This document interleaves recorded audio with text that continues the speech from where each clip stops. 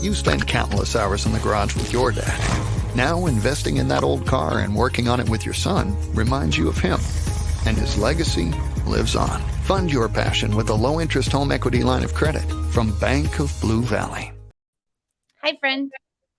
Hi, friend. How are you? I'm good. How are you? I'm good. Happy Tuesday. Happy Tuesday. Okay, I'm sure everybody already knows who you are, but they're probably, what's going on? That's not Scott. So will you tell everyone who you are? Because I am so excited you're here to guest host with me. Well, yes, you were so sweet to ask. I'm Michael Mackie. Let's see. Media darling. Is that? I feel like that's probably a pretty good. Just 2 words. Media darling. So yeah, I've been in the industry for 100 million years. TV stations, radio stations, magazines, you name it. I'm writing for The Pitch right now. So love it. And you and I met when you were on this show. Yes, that was back in, was that January? Oh, yeah, it was early this year. Time flies, man. And I was like, I am going to be friends with him, whether he likes it or not. Well, goal achieved, Twisted Sister. So Scott is at his annual meeting today, and he said, I'm so sorry. He gave me notice months ago, right? But he said, I'm so sorry. If you could have anybody co-host, who would it be? And I said, Michael Mackie. Yes. And what did I request? I'm a cheap date. Starbucks. A Starbucks gift card. I'm so easy. I would put it out there. I would put it out there. People give you Starbucks and expect stuff. No. Like $10,000. It was all we could budget for this. Okay. A $10,000 the Starbucks gift card. That should last me a good, probably 3 weeks. Look at this. Look at nice Henry over here. He said, look forward to a great show. Hope Aaron Fulk's leg is healing quickly. Henry, you and me both. I've got it propped up right here right now. And we both are there. Listen, be like Henry and get over here in the comments. Tell us who you are, what you do, and where you're watching us from. We're on LinkedIn, we're on YouTube, and we're on Facebook. We're on all the things. We're everywhere. We're everywhere. We're everywhere. I'm just trying to tap into your network. So I don't know if you know this, Michael, but we have 2 of the most amazing sponsors in Kansas City. Do tell. Okay, let me tell you all about it. First of all, Bank of Blue Valley, who is been our sponsor since pretty much day one of this show. They are doing some amazing things. They've really pivoted over into some huge commercial deals. But Lori over at Bank of Blue Valley this weekend brought me a casserole. She's the sweetest. She also can help with some like HELOC loans and stuff like that. We worked with her to get our pool. So you can do both your big commercial stuff and then your home stuff over there at Bank of Blue Valley. And get a casserole. And you get a casserole. It was pretty. I mean, I was like, who's banker? Like my partner goes, who's banker brings them a casserole? And I was like, she is my friend at this point too. Okay. She's my banker and my friend. I love her so much. And then Burns and McDonnell. So this is really important. I need people to understand this. Burns and McDonnell are hiring over almost 2,000 people right now. Like there's all this talk out there about wanting to work for a great company. Burns and McDonnell is that company. They've got over 2,000 positions. They're growing so fast right now. What? I didn't know that. Yeah.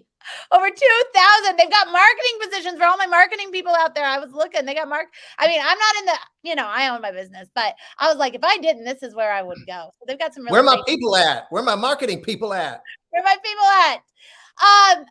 So, okay, tell us just a little bit. We're going to let a couple people, a lot of people are jumping on here. I'm pretty excited about the show, but what have you been up to since you were on the show last? Here's a fun fact.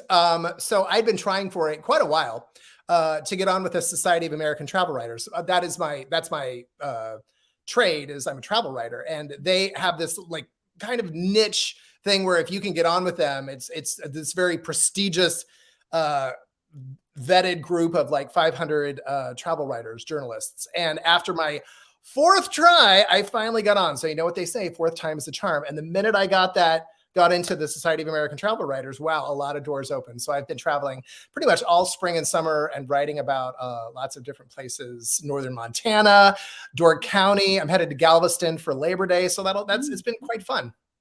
So do you fly when you travel? Do you take an RV? How do you travel? No, I definitely fly. And I usually pick like some of the places they send me are the teeniest, tiniest airports where it's like 2 flights in and 2 flights out a day. So it's like I flew into Kalispell, Montana. Had no idea where that was. So I can now check that one off my list. Right there off the bucket list. I'm obsessed with those RV people that drive around and then do their content. And I've tried to talk my family into it, and they say that we'll all kill each other. So we're not going to be that travel family. I won't be joining you, but that's pretty cool. Congratulations. Can you imagine if we did an RV show? I don't think we would kill each other, but that would make for some really good materials. We would need 2 master bedrooms with good sized closets, I feel like. For reals.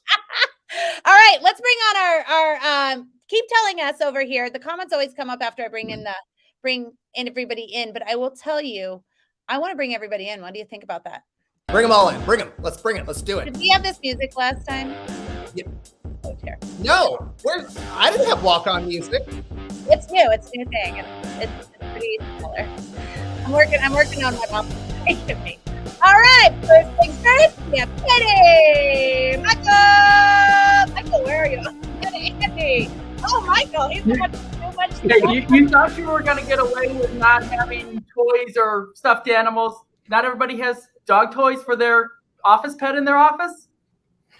You do have an office pet. I forgot about that. Yes, you pulled a Pet Havens on us. That's what I really appreciate about you today, Michael. When the camera came on, you were just there. That was new for me. Very new for me. So, okay, well, let's just jump in it. Katie, who are you? What do you do? And how do you get to Kansas City? Yeah, well, thank you for having me. I'm excited to be here. I'm Katie Ervin, like you said. How I got to Kansas City, I'm not going to go all the way back, but I've had 2 stints in Kansas City. So the first time I came to Kansas City was actually the summer of 1993. I was a rising senior in high school and came to Kansas City to help take care of my grandparents and finish high school at Shawnee Mission East, go Lancers, and then went down to Pittsburgh State. Kind of weaved my way around, went to Indiana State, met the most amazing man who is pretty fantastic. And then my mom called in 2001 and said, hey, I need you to come back to Kansas City and help me take care of your grandmother. She has she's since passed, but had Alzheimer's. And my mom needed help caring for her. So came back to Kansas City. Love Kansas City. I mean, it will be hard to ever get me out of here. So that's how I got here. I've been here since 2001. Who I am the founder and CEO of Catalyst Development. I left the corporate world in June to finally live my dream and to stop working every day and to start living my passion. So I'm really, really excited. Catalyst Development is all about workforce skills. For years in Kansas City, I have been sitting on committees and focus groups and work groups where we have talked about the skills gap in Kansas City. And I'm done talking about it. I want to do something for Kansas City. I want to create programs that close the skills gap, close the wage gap, and help get meaningful employment so Burns and Mac and everybody else who's hiring has a strong pipeline of people to hire. So I am doing that with companies. I'm doing it individually as coaching, just all kinds of really cool stuff. So right now I'm just reintroducing myself to Kansas City as a business owner. Nice. Michael, we've never hosted before, but if you want, this is where you pop in and ask a question. Oh, no one told me. Yeah, I figured Scott probably didn't set you up for this. That's on me. Okay. I guess what I want to know is what made you take your ultimate leap of faith? You said you were done working all the time, but was there like a final straw, or was there a leap of faith that you finally took into your new journey in June? Yeah. Yes and yes. I will say 5 years ago, as I finished my doctorate, I actually was in a session that Erin was doing, and I kind of pulled her aside and said, I'm at a crossroads. Do I stay in higher ed and take this new opportunity, or do I go out on my own and live this dream and write my book and do all this stuff? And at the time, I had young kids, well, young high school kids, but I had a lot of responsibility. And so I took the safe route. And then the pandemic and life, and I've been working on a book and my research and doing a lot of speaking, and a really great opportunity came up that my organization offered us an opportunity to not be there anymore. And I could have stayed and been wonderful. They're a great organization. I love them. I love the people, but it's just one of those points where it's scarier to stay than it is to go. And I'm at a point in my life that I have an amazing support system and family, and it was time to go. Nice. And now your little kids are in college. Yes, my baby is in college. I dropped off last week. So I don't have a lot of tips about Galveston because I just did the shuttle from Galveston last week as my husband and I came back from our Boohoo Woohoo cruise. But it's something to blow to drop what? off college Your Boohoo Woohoo cruise? Okay. That's a hashtag waiting to happen. It is. It's a thing that there might be some programming there for like parents that put their kids off to college in the Boohoo Woohoo cruise. So it started my kids' kindergarten. They did this where, after you drop your kids off at kindergarten, you go up to the library and you have donuts and coffee and, feel bad with all the other moms. And I'm like, no, I'm going to celebrate. So let's, go on a cruise and have drinks. That's why the name of the show is called Drinking with Leaders. Yeah, start drinking. Here we go. You got all sorts of fans over here. Janae says, hi, Katie. Hey, This girl. random fan that has their privacy settings on says, hi, Katie Rocket Ship. And this one's my favorite because Whitney says, hi, Dr. Katie. Because you are Dr. Whitney is future Dr. Whitney. She is working really hard on her doctorate. So she's one to watch. Amazing. Amazing. Well, I'm so excited for everybody to learn more about you. Michael, who are you? What do you do? And how do you get to Kansas City? So I'm Michael Keenan. I actually grew up in Chicago. So Kansas City is not my first home. It is home now. I went to school in the middle of nowhere, Virginia. Spent a year in Charlotte, year outside of DC. Came back to the Midwest, went to law school at KU, and moved to Kansas City after law school. Now I'm a partner and attorney at Creative Planning. We're a comprehensive wealth management firm founded and headquartered here in Kansas City, but with services across the globe, actually, at this point. Nice. Michael, what is the best part about your job, young man? I love to get to hear people's stories, and I will slip you $20 later for calling me young man. I appreciate it. $40, but fine. Okay. Karen, you can add that to a Starbucks card. Perfect. First of all, that view, if you haven't been to creative planning building, is the one off 435 with the big heart on it. Yeah, the heart. Amazing views with the heart on it. Michael, so you and I know each other a little, very well, but you kind of have a thing where I think the way that you've networked in Kansas City has been really great and interesting to watch. You have a thing where you love to cook. And so you often ask people to network and you cook for them or bring them cookies or do stuff like that. Where does that come from? Because there's not a lot of third. I'm 100% in on this. 100% in. So how did you learn that? Why'd you come up with that? Because you're the only person I know that does that kind of stuff.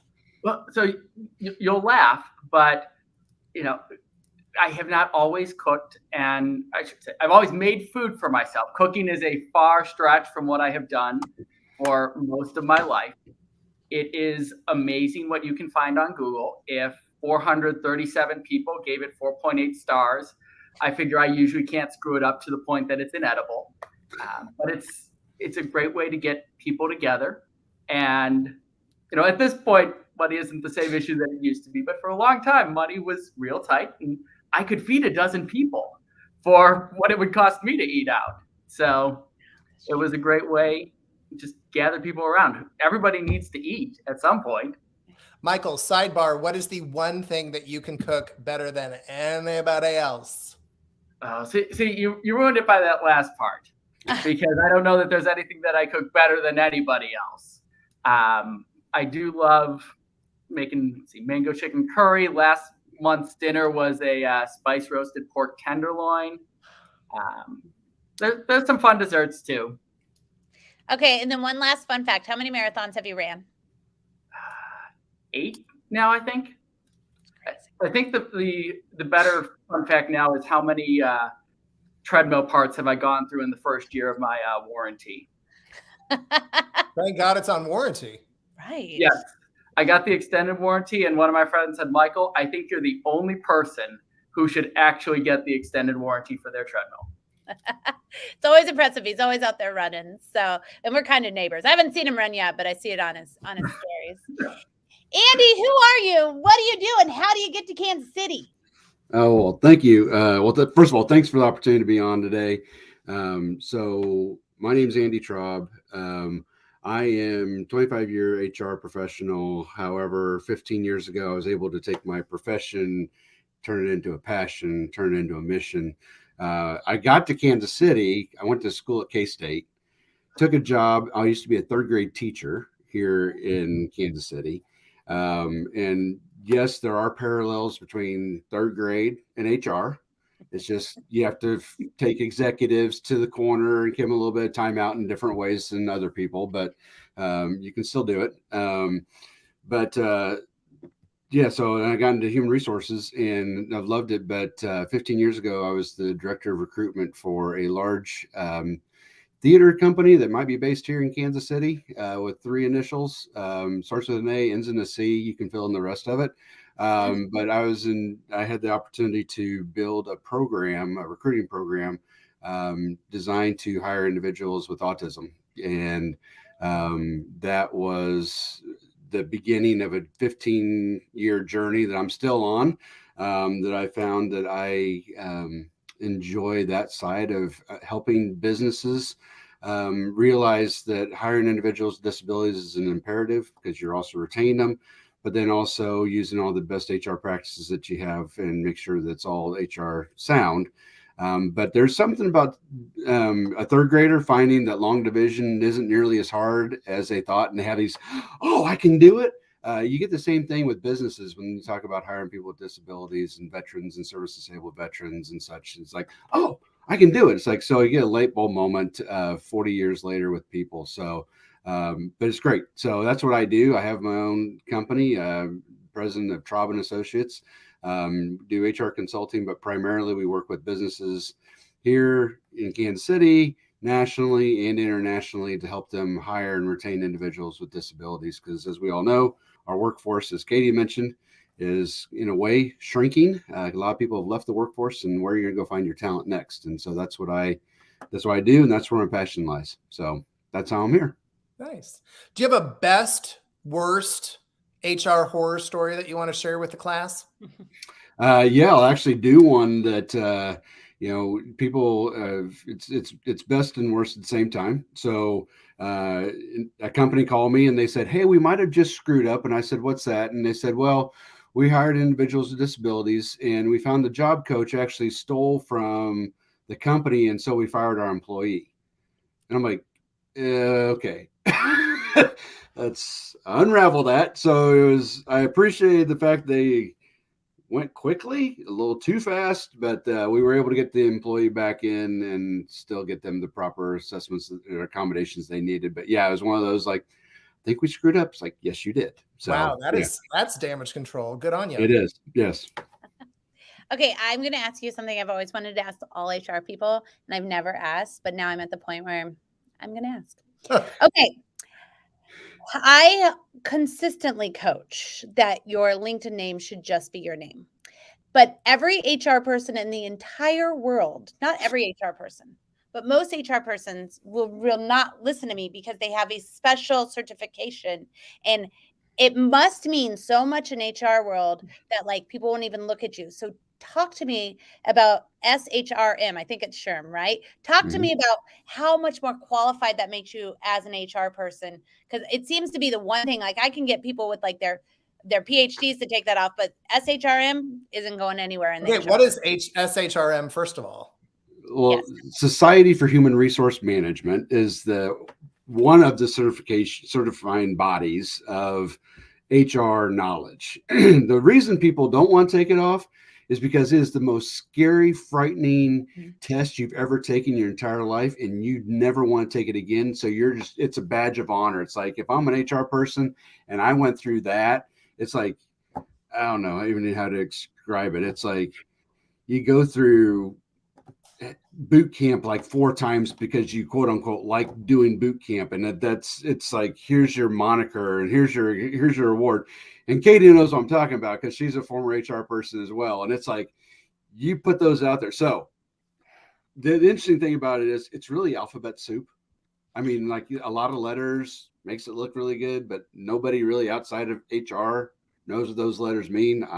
Obviously, Michael's like, SHRM, give me a little help here. Yeah, let alone CMP, CSP, HR. I mean, yeah, You got them all.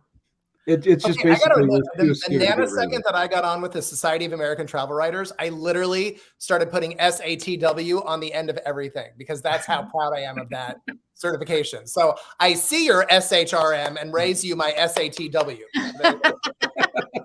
Yeah, I think this might be one of the worst parts about being a lawyer. You get 2 job titles, your associate, and then your partner, and that's it. Everybody in HR, all the engineers at Burns and Mac, I had a bunch of friends there. They would, every 6 months, it felt like they had a new job title. Do you use your PhD on yours now? Me? No. Oh, I was going to say, no. Katie. Yes. Yeah, I do. I do. I have my EDD, so I use my EDD on the end, and then I do have the alphabet soup, the HR alphabet soup, that I use in a lot of places because as I'm going in and doing consulting, working with HR professionals, they need to know that I went through the gauntlet. I did it old school, and I'm sure Andy did too. Like, we went into a classroom with a bubble sheet and a number 2 pencil, and you had to wait, 8 weeks to figure out if you pass or fail. And the cool thing about the test is it's written by, all of these are written by other HR professionals. So you're really being tested by your peers. And so you're saying, I know my craft. Is there between the 3 of you, is there like an acronym that is like the end all beat all, or is it just dependent on what your career field is? I think it depends on your career field. And, people will come to me all the time and say, should I, get a bachelor's degree, a master's degree, an MBA? Should I get a certificate? Should I do this or that? And it depends. My son is very proudly a college dropout. We are so proud of him because he came to us at 20 and said, I'm miserable. I can't do this. I don't want to do this. And he's working full time. He's making more money than I made at 35 at 20. And then, my daughter's the other end of the spectrum. She's working in science and biology. She has to have those degrees. So I think it depends what you want to be when you grow up as to what certificates, what things you need to get you there. What letter? Michael, I put Esquire, I put ESQ after my name, and I'm not a lawyer. Are you okay with that? Please say yes. It's not okay. I'm not coming after you. I'm not the alphabet soup police. Well, I don't want to brag, but when I fly Southwest, it lets you choose if you're a doctor or CEO, and every now and then I'll choose CEO. You're welcome. Also a proud college dropout right here. Yeah, nobody cares about Southwest what you choose.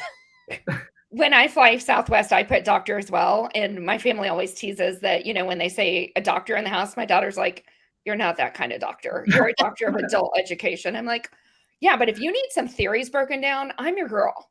In an emergency on an airplane, I'm there. I'm there. Yeah, SHRM. I think it's SHRM, right? Am I saying it right? That one always, Yep. I always see that one. So, okay, it's good to know more about that. All right, let's get to, and thank you guys for sharing. Like, I always find it very interesting. So, okay, we're going to get to our Burns and McDonnell question of the day. The minute this is done, Katie will jump into your answer, okay?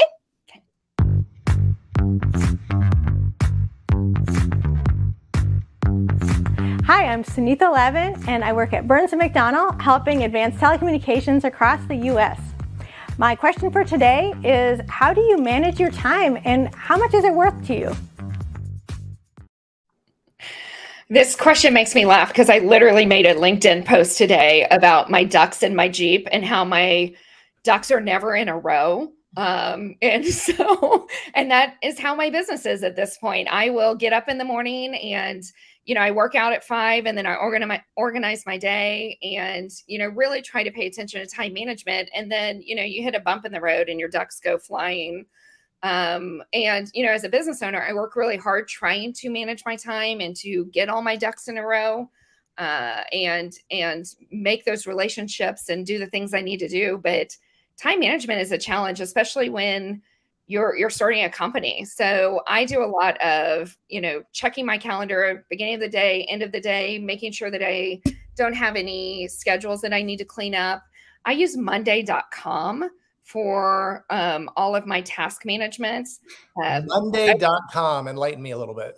Yeah, Monday.com. It is it's really it's a database where you can use it for marketing. You can use it for just task management. I use it with my Emma, who works for me. We both have it, and we use it for just really kind of all kinds of things. I don't think we've even scratched the surface of what it can do, because we use the free version of it. But so I just use that as a task list, and I can assign things to her and we can collaborate in that space. So, so that's really what I spend a lot of my time doing, is trying to keep myself on point. How about you, Michael? How do you manage your time? And what's it worth? Yep. So great 2-part question there. As far as value, it's changed a lot. When I was between undergrad and law school, I was doing freelance writing. And so I could very closely tie time spent to what I was being compensated. And, that helped me better decide, is this article worth writing for what they're going to pay me? As an attorney, now I do fixed rate for just about everything. So I don't quite have my day blocked out in 6-minute increments like I used to. But I think that's really helpful. 6-minute increments, maybe a little too extreme. But if you go through your day and you figure out, hey, this is where I'm spending 12 minutes scrolling, I'm spending 30 minutes on this, 45 minutes on that, you can figure out what are those really worth. Probably a year and a half ago, I stopped bringing my personal cell phone into work. It gets turned off when I get to work. It lives in the car, and I turn it back on at the end of the day. I know that's not possible for everybody in every profession, but it has surprised me at how much more efficient that has made me, because I'm not task switching on a regular basis. Okay, let me ask you a very serious question to me. It's not going to sound serious. Serious. Did you have anxiety when you first started doing that with your phone? I don't remember if I had anxiety. I know that now I'm much less anxious. If there are people that they might need to get a hold of me during the day, they have my work email, they have my work phone, so I'm accessible if needed, but those are emergencies. Yeah. I thankfully haven't had a situation where I've gotten to my car at the end of the day and turned on the phone and somebody texted me that they were dying or some other emergency came up. It means I get to go home, or I get to go to other activities sooner because I get my work done faster. Nice. See, usually attorneys are really good about managing their time, because, every single one of my attorneys, I talk to them on the phone for 5 minutes, and that costs me money, right? So I've always thought attorneys are really good at that. Your time. My time. They're good at my time. How about you, Andy? How are you at managing your time, and what's it worth to you?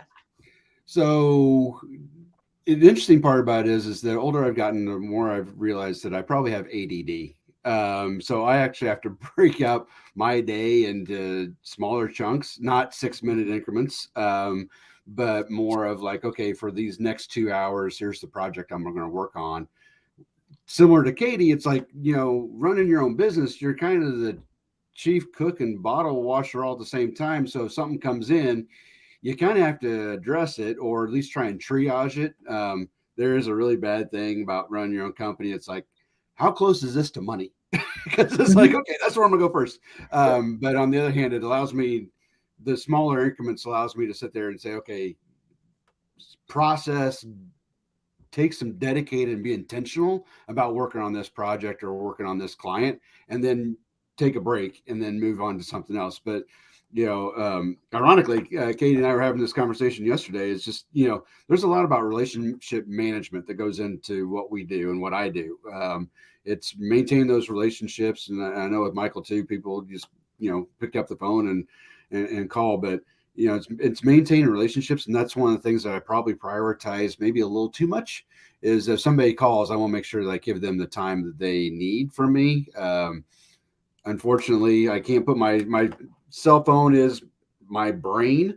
And so, the night before I turn it off or, put it aside, it's like, I better double check to make sure I'm not going to miss something early in the morning. It's more of a anxiety piece for me to make sure that I understand what my day tomorrow is supposed to look like at the end of the day before that. And so, but yeah, everything's on the calendar, but it's also similar to what we all did a couple years ago, right? I mean, we all got kicked out of the office and our days expanded. And so, I work non-traditional hours too. I find that my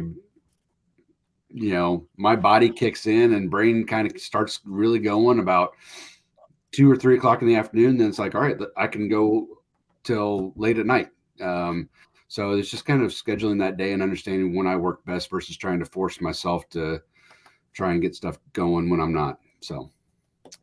Michael, how about you? I'm really interested because since you do so much like kind of freelancing on a few different gigs, how do you schedule your time? I just sort of let wherever the day takes me. Like today, I have a bazillion things on my schedule. And so I knew it was like, go here, go here, go here. I had an interview this morning. I had to do a sponsored content piece that was due today. So I had a lot of stuff on my schedule, but typically I like to book myself as far out in advance. So in case something suddenly comes in, I have time to jockey and move stuff around if need be. E.g. this, when Scott called me in a dither yesterday and said, hey, can you host this?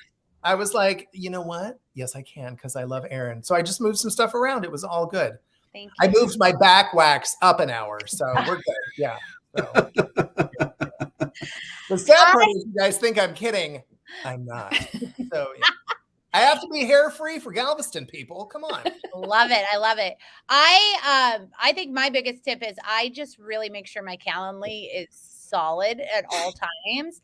And everything we do really within the whole entire company, from our studio to everybody's time, is run through Calendly. And so I'm kind of one of those people. I wake in the morning, get all of these kids I got off, right? And then pull up the calendar and go, okay, here's what we got to get through the day. But very much calendar blocking that happens through Calendly. So can you get me on a coffee date on Calendly, please, me and you? Yes. You're going to have to come to me right now because I can't drive. Duly noted. I'm on it. Dude, I do have to tell you guys a quick story just because we said that. My bedroom was going to be the last project we did. We have bright silver walls. Whoever lived here before, it's very fancy. Michael's seen them. Bright silver walls. This was going to be the last project we did because no one would ever see my bedroom. Now half of Kansas City has seen my bedroom and my bright silver walls. So yes, Michael, just don't judge me when you come up. No judgment here. Neither one of you guys judge me. All right, let's talk about, can you guys believe that we're almost at the end of August? Like, my mind is blown.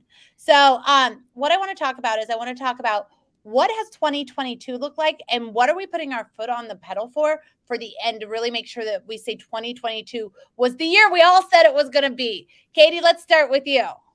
Yeah, I mean, for obvious reasons, 2022 has been just a banner year for me with taking the leap and starting the company and just not looking back. The things that I'm really working on is launching the Leaders Institute, which is a year-long age and stage appropriate or stage and level appropriate Leaders Institute. So we teach the exact same skills.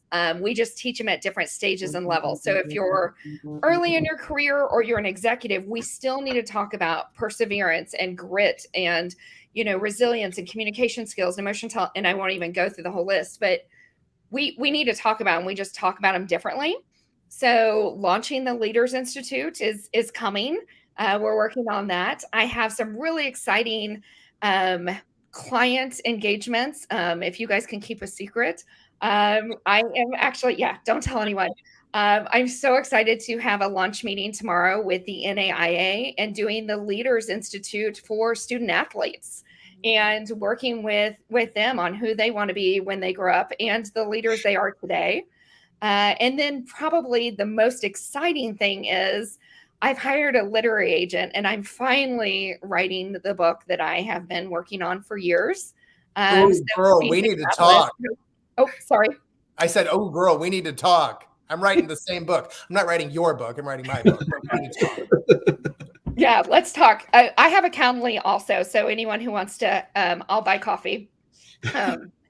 But yeah, Be the Catalyst, the book will be hopefully launching in February. So I'm really excited to get the stories. And I have a bunch of stories about bad HR professionals and great HR professionals and the kind of trials and tribulations that I've seen through 22 years of work.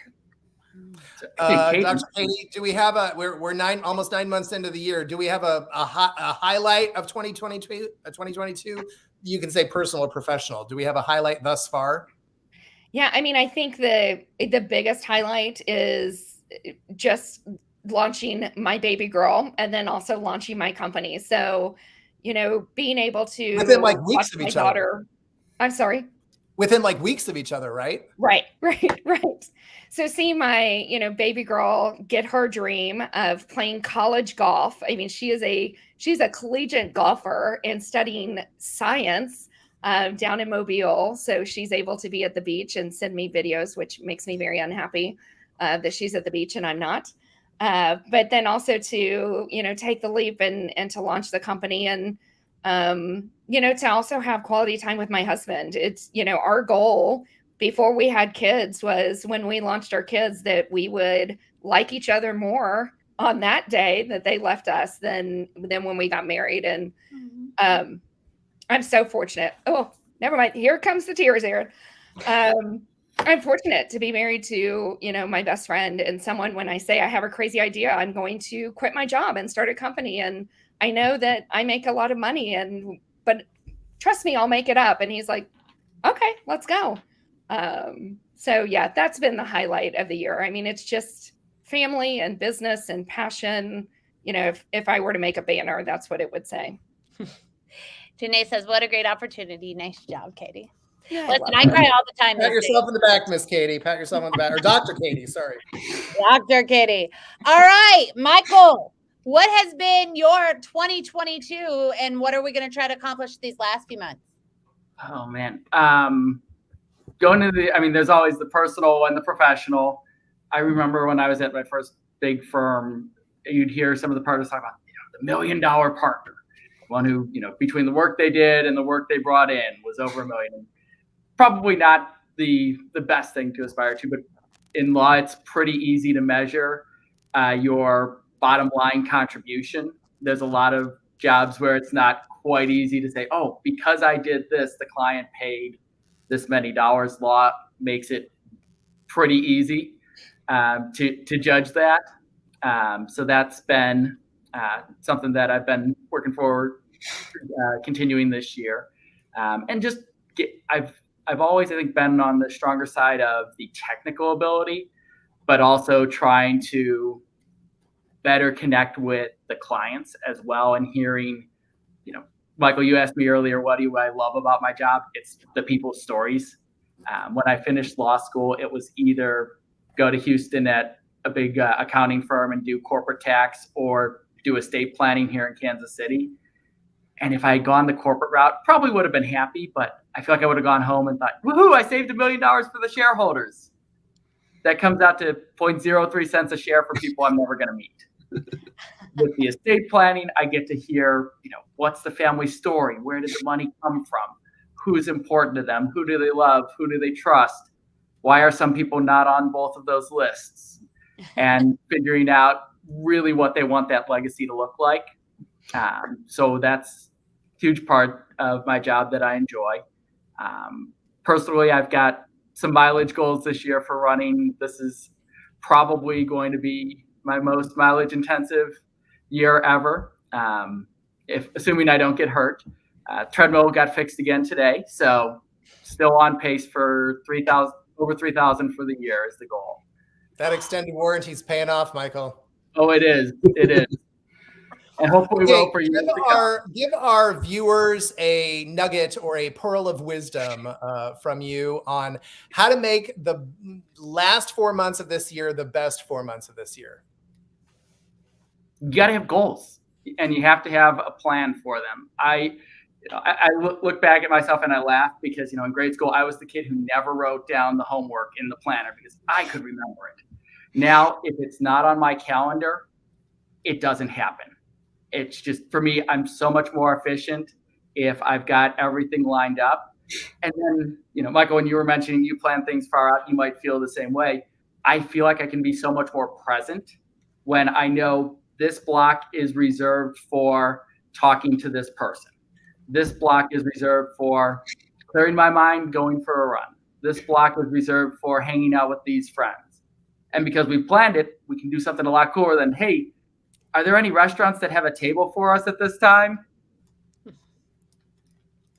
I have a # squad goals. There you go. That was a great question. I have a quick question. Because you do estates and because you're all in there in the family's business, right? Sometimes families are messy. So what do you do when it feels like, do you have any, I feel like you probably have to have awkward moments, or what is your best trick of bringing it back to the business piece versus all the drama in their family?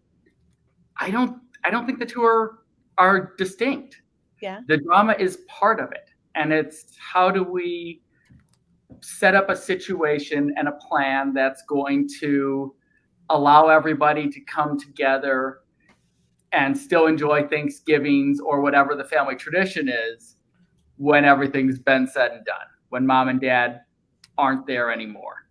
And that looks different ways for different people. Sometimes it's, forgive the legalese, it's a pot trust where everybody's able to get something out of it. Sometimes it's, look, we all love each other.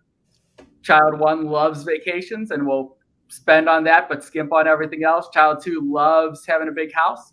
So we split it up, and that way they're not feeling like they're wasting each other's money. Sometimes it's, one of the kids is the trustee because they're in finance, they're in law, and they know how all of that works. The other kids all look up to them. Other times I have to say to clients, hey, look, I will write this however you want. But do you really want big brother telling little brother what he can spend his inheritance on after you're gone? True or false, real quick, and then I'll move on. And you don't need to say any names. Is it true or false? The more money, the more of the hot mess behind the closed doors in the family. No. No. Okay. It can be. It can be. Yeah. I mean, if you set a big pile of money on fire, you will definitely get a bigger blaze than a small pile. But when you put everybody around the fire, if they start throwing fisticuffs, you get plenty of fight either way, no matter how big that fire is. I bet you see some great stuff. All right, Andy, where are you on your goals and what are we doing in these last 4 months? Andy. Well, so similar to Katie, my first baby just went off to school. So she's a D1 athlete at K-State, which is a whole, the fact that there's a Division I athlete coming from my gene pool, I'm excited about that. That's just that takes us up a whole nother level. So we're pretty excited.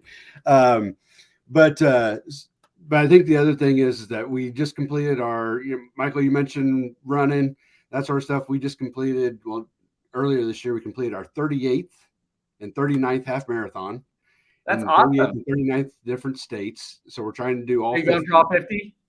Yep. And then we're going to do our 40th. I think it's going to be South Carolina over Thanksgiving. So that'll get us to 40. That's 10 left.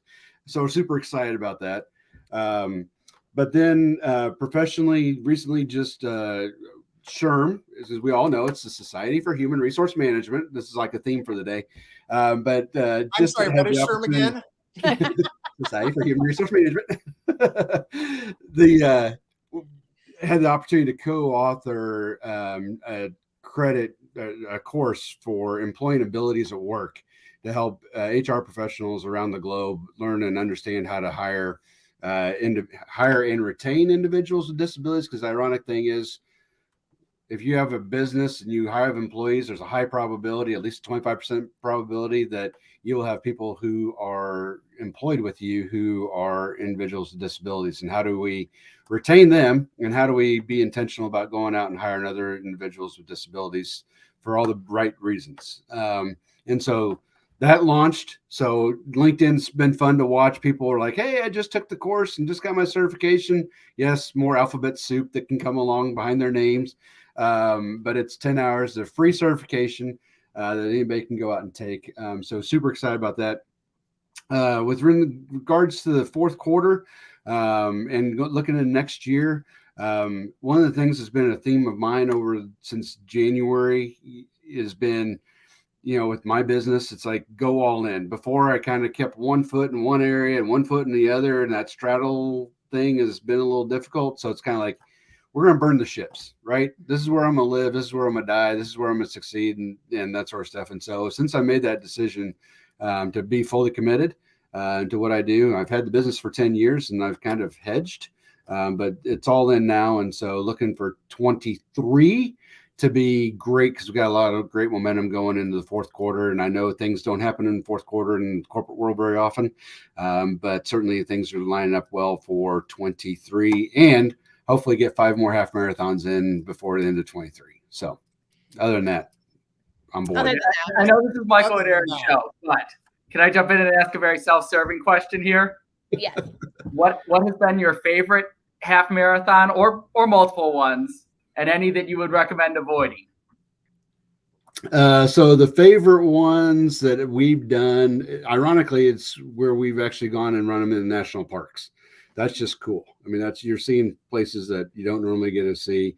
I have to say part of it is Bar Harbor, Michigan, or Bar Harbor, Maine, coming up over the hill and seeing the harbor and seeing this little town. I mean, that was like, and it was in October. It was beautiful. So I'd highly recommend Bar Harbor, Maine. One that I would probably say to avoid is one that we're going to probably run next year, which is the Bataan Death March. There's nothing exciting about that in any way, shape, or form, other than the fact that my great uncle was a survivor of the original Bataan Death March. Mm-hmm. And this is more of a memorial to him, but 26 miles. It's a full one, Michael, for you, in the White Sands Missile Base in New Mexico. There's nothing going to be fun about it, but it's more for the honor of him than anything else. So that's awesome. You're doing it for him. Yeah. So. You two runners, I swear, I don't like to run unless I'm being chased by something. Ugh. You just haven't run far enough, Michael. Come with me on a run. You'll eventually like it. Okay. Take your word for it. Okay, so my question, Saturday morning at the track will never be more than 200 meters apart. Will we? Right. My follow-up question is, how do you deal with time management stressors? Is there anything that triggers you? Because I know a lot of people, this sort of circles back to the previous question, but how do you deal with those? Because a lot of people just, they find there are not enough hours in the day. Yeah. So for me, I'm a Working Genius certified facilitator, which is Patrick Lencioni. So anyone who knows me, go ahead and drink for the Patrick Lencioni drinking game, because I mention him all the time. But the cool part about the Working Genius is it's where you get your energy at work and where your frustration is. And so I'm really bad at tenacity, which is the detail work. And so I have to schedule that kind of work first on Monday morning or Tuesday morning, because if I wait till the end of the week, it'll never get done. But the discernment and galvanizing work, so that type of stuff, I can do it all day, every day, full energy. So just knowing where my work frustrations are and being able to schedule around that is really important. And then being able to share with people, like I'm doing nasty work. And they just know that Mama's going to be grouchy because she doesn't want to do it, but it's got to be done. So knowing who I am is really how I schedule the work that I do. Michael? It sounds simple, but prioritizing and being willing to say no. I I really think, and sometimes even saying why. You may not have to say it to the person you're saying no to, but at least in your mind, instead of saying, at least for me, I don't have time, it's I have 24 hours in the day, but my sleep, my running, my work, my friends, my family, whoever is the priority first. And I just don't have time for that, and recognizing my own limitations. Yeah. The other thing I will steal from Peter Maluk, he said, if I'm asked to do something months in advance, I think, would I say yes if I were asked to do it tomorrow or next week? Mm-hmm. Because it's so easy to think, 6 months from now, sure, I'll have time for that. But you still only have 24 hours in the day. And if it's not something that you would be excited about or wanting to carve out time to do in the next week, you probably are going to feel the same way 6 months from now. That's good. And Andy? Yeah, so one of the things I would say is similar is making sure you understand what your priorities are and make sure they align with the people who are the biggest influence in your life, which is oftentimes your family. One of the things I found is that at one point in time, I would actually sit there and say work was more important than family. And I had my career, and you go in early, you come home late, you eat dinner, everybody goes to bed, and you really don't see each other. So a mentor of mine told me one time, he said, if you honor the family, you'll be surprised how much the rest of your priorities get in line, and you actually can find the time to do stuff. So for me, if there's ever this caveat or this decision point of, am I honoring the family or am I honoring my business? Obviously, they go hand in hand to a degree, but if I'm intentional about the family side, then I actually find that I'm better manage. I can better manage my work time because I don't feel this other additional pressure of like, if I don't do this. So you actually kind of get rid of some of that frustration, or at least for me, is this whole rub of, do I do it? Am I sacrificing this, or am I sacrificing this for family or for business? So that's been my biggest thing, is be intentional when I'm with family, honor family first, and then the business takes care of itself. And similar to Katie, there's some things I can do all day long and twice on Sunday, just keep going. But if I take care of the family, then they also give me the grace to be able to do the work I need to do too. So I asked that question because I spent the weekend with a friend of mine. Her name is Jill Farmer. She's a literal time management life coach. And so I learned a lot from her this weekend. And one of the nuggets that she sort of drilled into my brain is the 60-second rule. And she just said, if there's some task that takes you under 60 seconds to do, just do it. Mm-hmm. Yeah. Don't ask questions. Don't think about it. Just do it. And in my case, that 60 seconds this morning was unloading the dishwasher, which I hate more than life itself, hand to God. But it took me less than 60 seconds and I got it done. And you know what? I'm going to follow that from now on. That is so true. If there's dishes in the sink, whatever the case, I don't know what that looks like, that scenario looks like, but from now on, that 60-second rule is going to be entrenched in my medulla oblongata. That's actually one of our rules at work. If it takes you less than 60 seconds, just do it. And really? I live by that too. Yeah. Because otherwise it takes you longer to put it on your to-do list, right? And then it sits on that to-do list forever. So I must be the only one who didn't know that pearl of wisdom. That's on me. Yeah. And I have a one-touch rule also. Like in my mailbox, when I see it, it's a one-touch. You either respond, you file, or you delete. So that keeps my inbox clean, because it makes me crazy when people have 1,000 unread messages. I just want to clean up their email box. Okay, I have one more tip for email too. That somebody taught me this 2 years ago, and it changed my life. You guys probably all do this, but I start from the bottom up, so that as we get down to one page, it feels like I'm accomplishing something, because then I keep going. So I start from page 2 or page 3 up, rather than starting at the top down. So, all right. Well, here is the deal. Scott Havens is not with us today, but he loves icebreakers more than ever. And I hate icebreakers more than ever. But to honor him, I'm going to ask a real quick one-word icebreaker before we wrap up here. So, Scott, here's your icebreaker of the day that I've never heard you ask, but you can have, because sometimes you'll always ask. The reason I don't like is because he goes, what'd you eat for junior high pizza or junior high meal? What was your favorite? I don't like that shit. So I don't like that. I'm not. There's supposed to be no cussing on this show. I am so sorry, LinkedIn. I'll write you. I'm sorry. Okay, here's the deal. And I make a big deal to guests that they can't do that, but I hate it so much, you guys. Okay. But I think this is a great question. And we ask this when clients come on, and it always gives me a big insight to them. So I wanted to use it as a icebreaker. I cannot believe I did that. It's the medicine.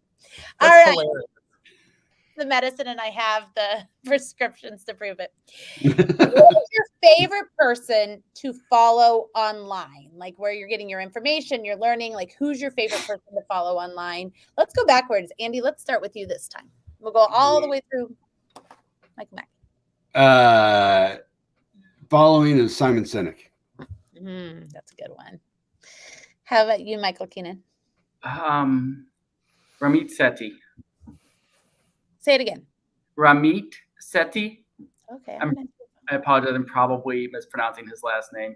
He wrote a book a long time ago, I Will Teach You to Be Rich. Now has a fascinating podcast that talks about couples and money and how it's a lot more than dollar signs. I've always been good at the dollar signs. I haven't been very good at all the emotion, everything else that goes into those.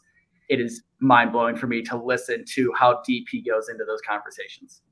Okay, I'm going to go do it. How about you, Katie? I mean, everyone get your drinks ready. Here we go. It's Patrick Lencioni. His podcast, his books, everything. Like, he may have a restraining order against me. I'm not sure, but I love him. How about you, Michael Mackie? Mine is Frank Bruni from the New York Times. He could literally write the ingredients off the back of a cereal box, and I would read it. I love every one of his musings. He always picks, and for a writer like me, he always picks the quintessential perfect word every time. I love it. I love it. Mine is Mel Robbins. Watching her transformation just even during during COVID, how she was so quick and able to transform to more of a digital platform was really interesting to me. So here's what we want to do. We want to thank you all so much for coming on. We had a couple more comments. Janae said this during Michael Keenan while you're talking about being present. Whitney, thank you guys for talking so great about her. Michael Mackie, I could not have done this today without you. I already almost messed it all up. I got to write. Well, let's see. Out of the two co-hosts, which co-host didn't swear? I know. And it's so good. I do not. It's been a week. You guys, I told you about my week before we even started. So, but I had such a blast. Sometimes, you get on here and you don't know how everybody's going to gel. And today was just so awesome. It was even interesting to me that Andy and Katie, you guys met yesterday, because then here you are. This always ends up organically. So thank you, Michael, for co-hosting with me. Thank you all of our people for coming on. Thank you for having us. Thank you. Thank you guys. Thank you. Complete sidebar, you guys. I have a gigantic big boy interview tomorrow. My first one in I don't even know how long for a big boy job. So everybody, you got this. Send them this link. You got this. Send them this link and just be like, pre-screen me right here. Totes my goats. I will. Sorry about my co-host cussing.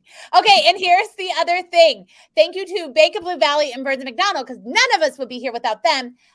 We will see you same time, same place next week. Thank you guys so much, and have a great Tuesday.